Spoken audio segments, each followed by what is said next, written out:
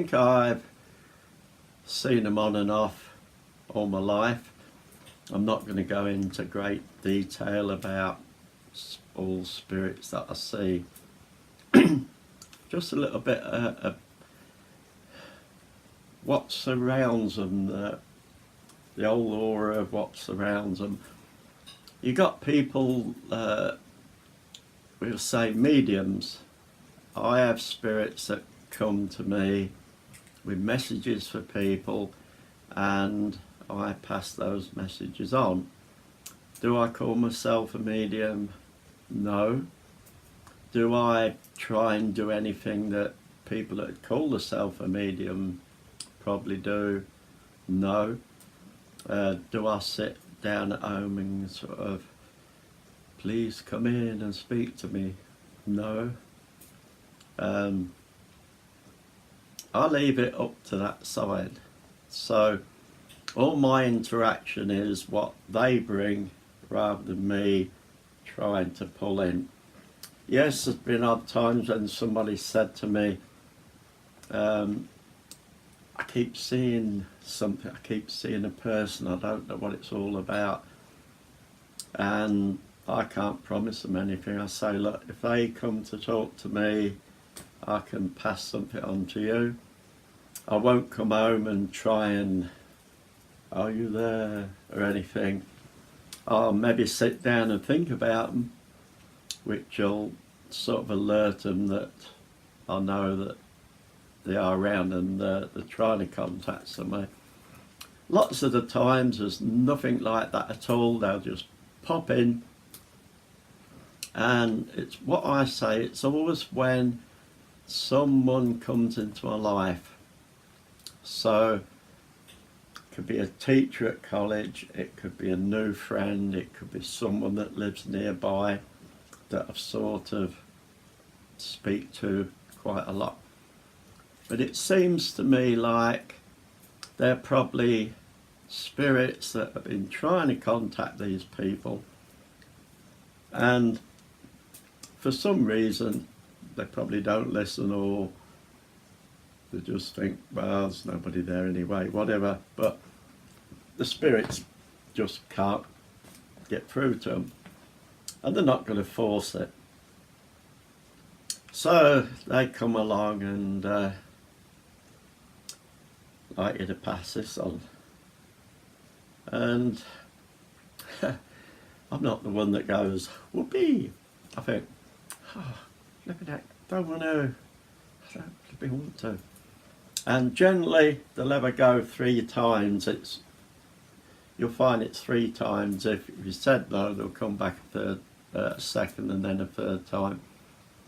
I'm not sure if I've gone past 3 times, but I got a feeling if you said no the 3rd time, they'll give up. But they'll come and give me the message. I know what the message is. I know who that person is. I more or less know in my mind how I've got to put something over to someone that they'll understand. Now, 1 or 2 little tips.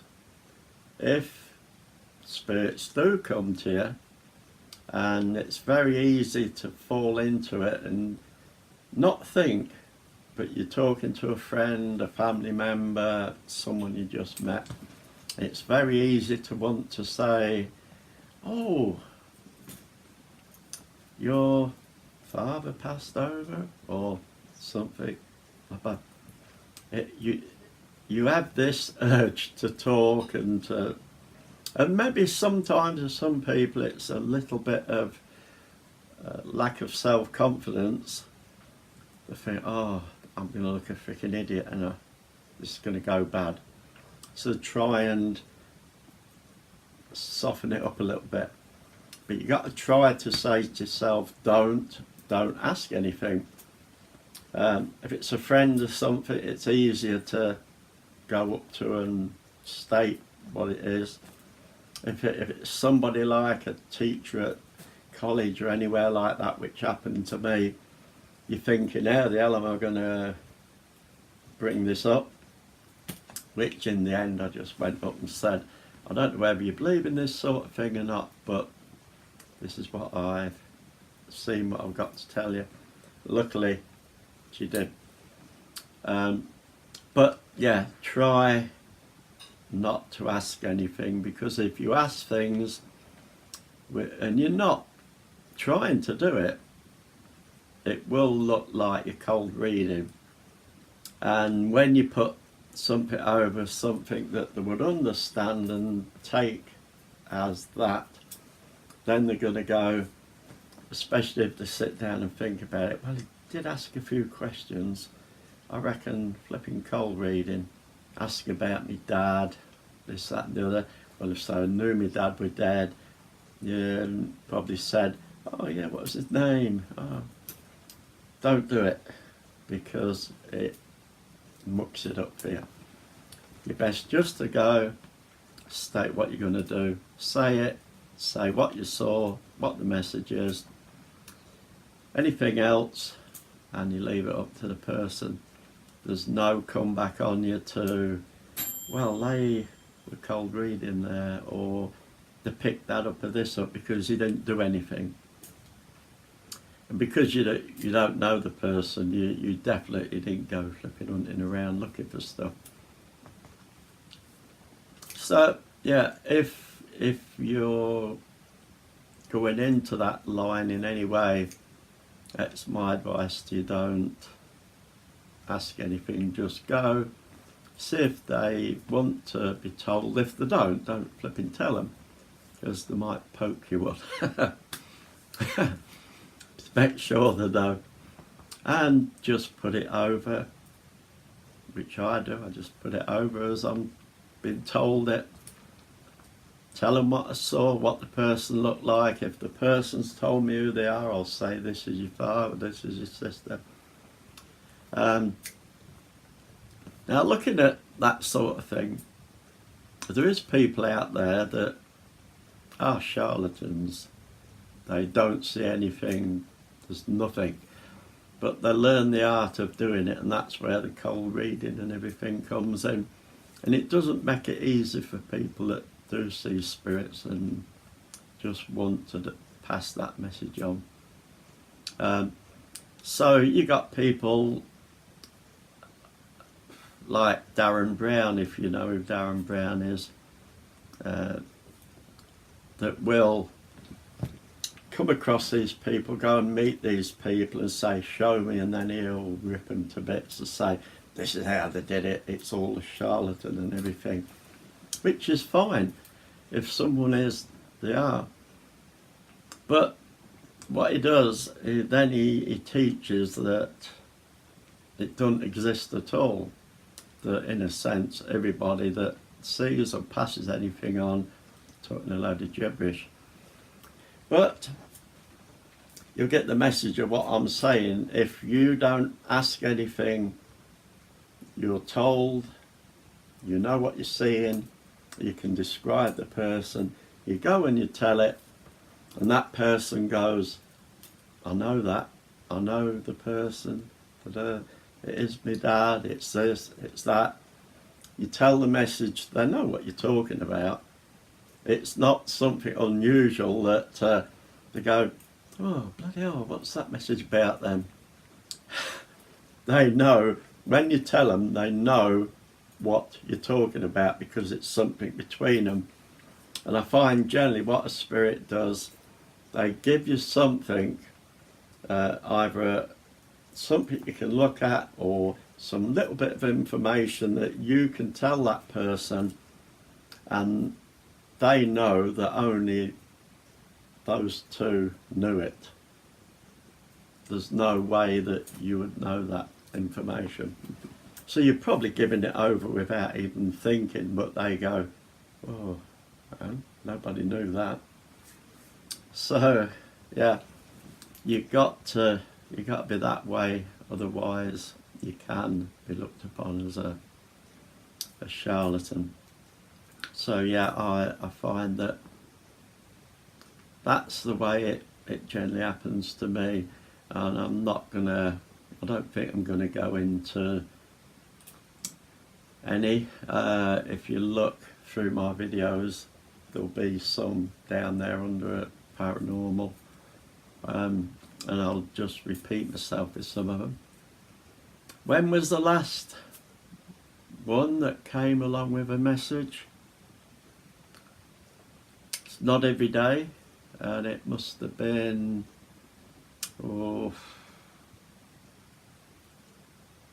somewhere within last year. It all worked out. Like I said in the last video, I think I said in the last video, they come to me, and then they go to my daughter, and she gets in touch with me. Pops, stop freaking sending them along here, will you? I said, I'm not sending them anywhere. But they'll come here, they go there and here, and then it's verified between us what. Anyway, so yeah, that's, for me, that's spirits, and they are spirits of people that have passed over. Residual energy, you can go into a building, talked about it in the paranormal. You can go into a building, you can go into this room, fine. You go into the next room, oh, it can feel evil, it can feel all sorts of things. Doesn't mean to say that that room is full of spirits, and you go in and go, wow, that's full of spirits. You eventually learn the difference between residual energy and spirits. If it's residual energy, for the want of a better word, as to what everybody says, it's a bit like a video that just keeps replaying. So over time, the whole essence of the place, that room or whatever, picks up that energy, plays it back like a video tape recorder, whatever you want. So if you went in there today, you go, whoa. Go in there tomorrow, whoa. Same thing. Whenever you went in there, you go, oh wow. You're getting that same thing that's going. And it doesn't have to be in a room or anything, it can be an object. So just for instance, if I bought this today, and this is second hand, which I think it was, most things I ever buy, fine, just like this. It's flipping lovely, blah blah blah blah. But I've had the odd object that when I hold it, I can feel the energy in it, I can feel the story in it. I know if it was a man's or a woman's, if it's something to do with a happy, sad, miserable. And some of the worst, if something's lived in a really flipping awful place with terrible atmosphere and everything, picks that up, and when you hold it, you go, oh, I don't like this. And it can feel so bad that you'd want to toss it over your shoulder and go, I don't want that anywhere near me. Nothing wrong with it. It's the residual energy. And if you keep it, you'll find generally within 2, 3, 4 days or so, you pick it up, it's not there, because it sort of took your place on. Very rare that I've ever had something that has kept its residual energy. And then even me, it probably goes, because I think it's just not going to play the game. And that really, that I think really is on the upper scales of residual energy. And that's somebody trying to get in touch. So let's put that down. Sure. Anyway, so yeah, residual energy, it can be in a building, it can be in one room of a building, it can be an object, and it can be something as small as a penny or something. So that's residual energy. It's a playback in a sense. It's the essence what it's took up, and it plays it back. So when you pick it up, you think, no, it's not haunted. It hasn't got a ghost or anything. It's just playing, and it's like watching a bad movie that you don't particularly like. Like I said, give it a couple of days, and if your place is nice, it will take a new residual energy on. So yeah, residual energy, and it can feel pretty flipping, pretty natural and there in your face. You can walk into residual energy and think, I don't bloody want to be in here. It's so flipping bad. But it's just that, it is residual energy. A lot of difference between residual energy, spirits being there, whether they're playing up or whatever. Sooner or later you know the difference between the two. You think, no, it's not a spirit here, it's something in this room is picked up some flipping bad stuff. So spirits, residual energy, evil. And like I said, I can't go into a hell of a lot of each one. But evil is a totally different kettle of fish. Evil will con you. That's why you got to be careful when you see spirits or communicate with a spirit. You've got to be careful that it is the spirit. So you've got to learn to know, and it's not something evil that's mimicking. And some things they can't really mimic. What's a good way of, if there's a spirit that comes before you and you're not sure if it's a spirit or whether it is evil, do that.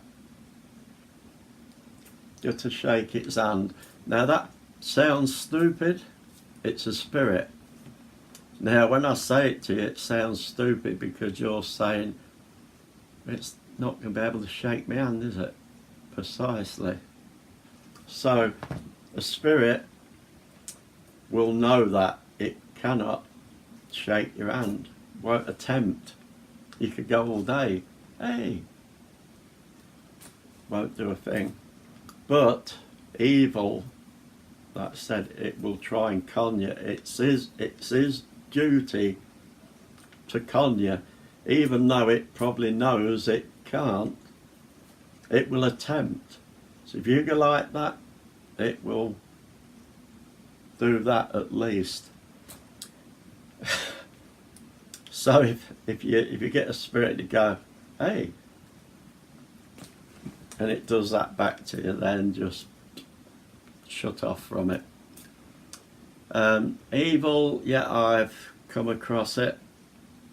I've spoken to paranormal about that churchyard, that I'm sure there was evil there. The further I walked, it was just pushing back. It was pushing back, and it felt flipping, didn't feel good. And I've come across it in little ways throughout my life, but only once.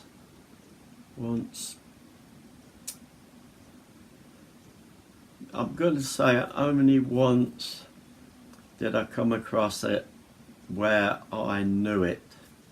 It was in here. It was nothing that resides here.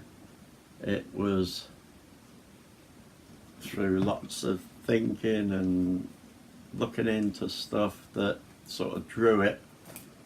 I'm not going to go into great detail about it, because if I did, a lot of people would go, oh. Anybody close to me, I will tell them about it. But it was the one time in my life where I have never felt anything so dense, dark, I can't even explain it, but it came down and it was flipping terrible, and I had to ask for it to be taken off me, and I said, God, take this off me. And within a minute, that window there, sun comes shining in. Now, if you know this place, sun doesn't shine in. There's trees out there. In summer, it's all shady because the trees got all these big ones with all these leaves. So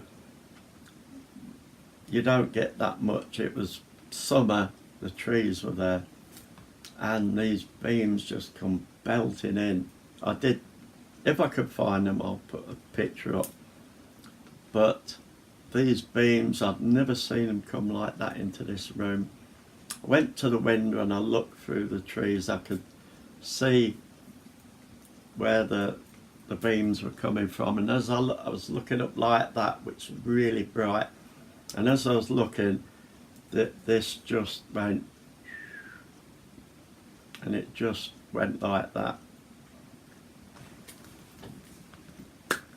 That is the only time in my life I felt evil that strong, that bad.